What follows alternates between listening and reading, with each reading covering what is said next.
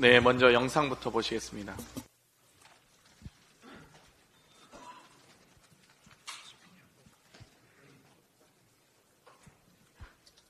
재판부에서 한 말 중에 정말 제 귀를 의심하게 한 말이 하나 있는데요.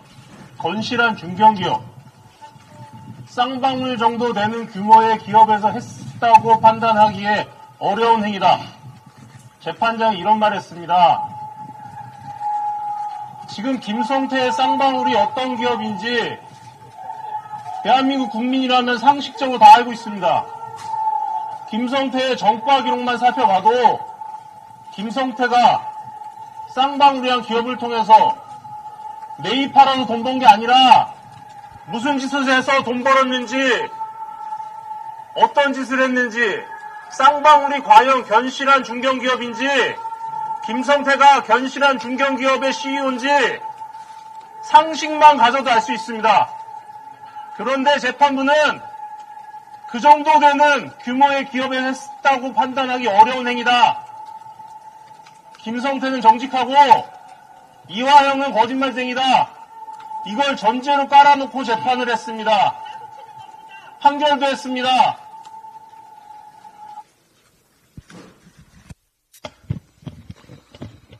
먼저 재판부만 모르는 것으로 보이는 관심 있는 국민이라면 충분히 알 수 있을 김성태 전 쌍방울 회장에 대해서 알려드리겠습니다. 김성태 전 회장은 이미 언론에서 폭력 조직인 전주 나이트파의 쩐주로 규정된 인물입니다.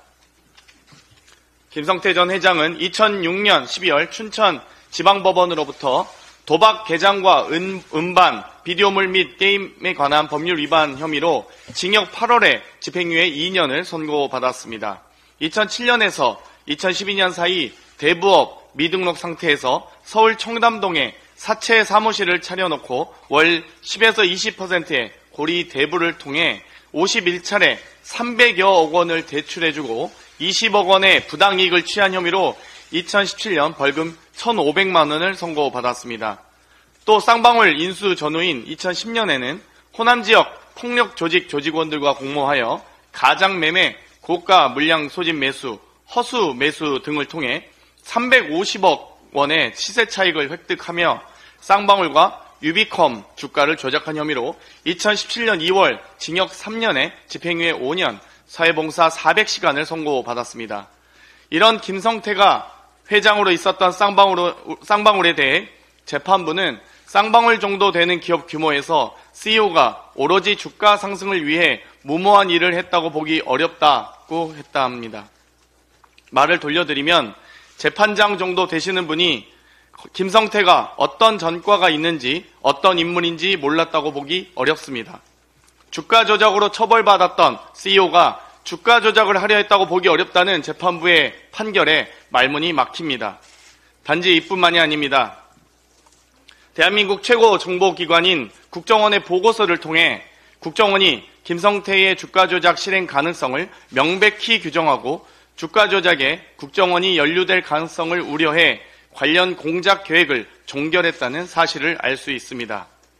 특히 국정원 보고서에는 북한의 고위 간부가 대북 사업으로 쌍방울 계열사 주가를 띄워주는 대가로 수익금 일부를 받기로 했다며 쌍방울에 수익금을 일주일에 50억씩 상품권으로 구입해 중국으로 보내달라는 요청이 있었다는 내용까지 살펴볼 수 있습니다. 이번 1심 결과만 놓고 보면 재판부가 국정원의 공적, 객관적 증거는 깡그리 무시하고 쌍방울의 주가 조작 혐의를 눈감아준 것으로밖에 볼 수 없습니다. 검찰의 회유와 압박이 있었다는 술자리 회유 폭로부터 보석이 불어댄 피고인의 변호인 사임부터 재판부의 일방적인 국선 변호인 지정, 검사의 피고인 접견 방해와 재판장에서 위협으로 보였던 검사의 행동들까지 대한민국 국정원의 대북 정보는 배제한 채 사실상 회유와 조작으로 오염된 증거는 채택하고 유독 검사 측 논리만 인정한 판례는 유례를 찾아보기 어렵습니다. 이제 쌍방울 사건 조작 수사는 국민적 관심사가 되었습니다. 국민이 납득할 수 없는 판결에 자칫 사법부에 대한 국민 신뢰가 저하되지 않을까 우려됩니다. 사법부의 국민의 눈높이에 맞는 자정 능력을 기다리겠습니다. 이상입니다.